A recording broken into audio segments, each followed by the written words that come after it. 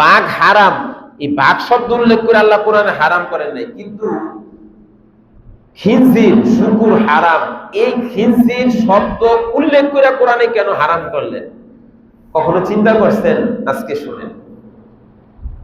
শুকুর এমন একটা প্রাণী, এটা খাইলে মানুষের সেক্স বৃদ্ধি পায়,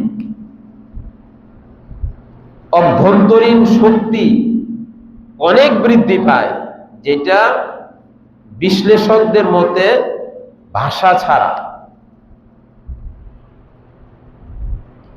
এই জন্য আল্লাহ শুকুর কিভাবে সৃষ্টি করেছেন?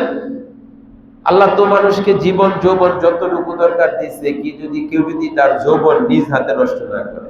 আরে ভাই, যৌবন তো 80 বছরের মুরব্বীরও যৌবন অটল থাকবে, অবিচল থাকবে, যদি যৌবন নষ্ট না করে। এখন তো 30-35 বছরের যুবকেরা যৌবন বাটি চালান দিয়া পায় না, দৌড়াদৌড়ি শুরু করে দিচ্ছে।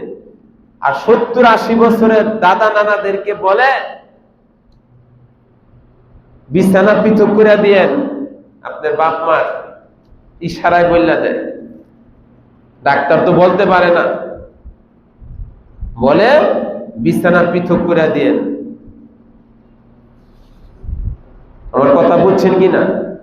আর বর্তমান যুবকেরা 35 ওভার হয় না, যৌবন বাটি চালান দিয়া পায় না। বউদের অভিযোগ, বিয়া করছে, বিয়া করাইছে, যৌবন নেই। কেন? নেশার সাথে জড়াইয়া যৌবন শেষ করে ফেলছে। কথা বাস্তব না বাস্তব?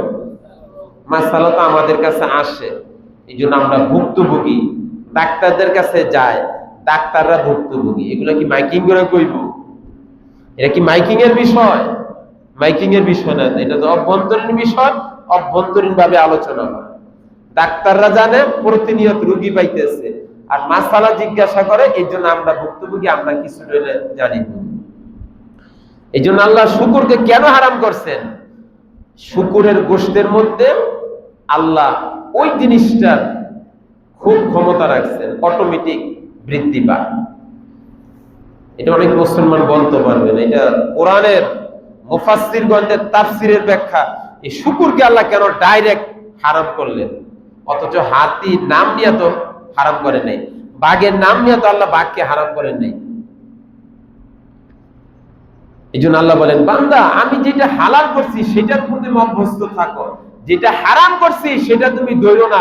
80 বছর পর্যন্ত তুমি তোমার জীবন আর যৌবনকে তুমি ওইভাবেই পাইবে। আমার এই কথা